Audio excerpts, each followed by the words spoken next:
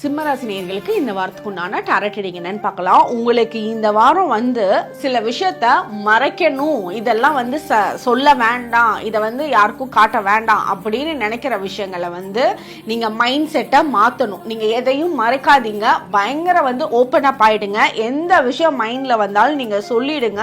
அதே மாதிரி நீங்க எவ்வளோக்கு எவ்வளோ நீங்க சொல்லி தைரியத்தை காட்டுறீங்களோ அந்த தைரியம் தான் உங்களோட வாழ்க்கையில உங்களை முன்னேற்றி கொண்டுட்டு போகுது.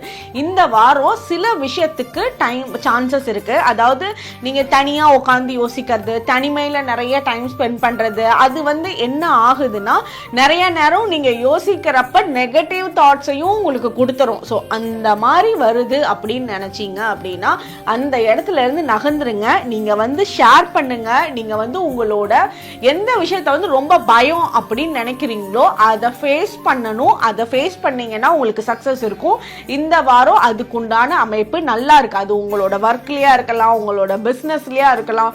அந்த பயத்தை போய் ஃபேஸ் பண்ணுங்க, உங்களுக்கு சக்சஸ் கிடைக்கும். இது ரொம்ப ரொம்ப பெரிய இம்பார்ட்டன்ட் விஷயம்.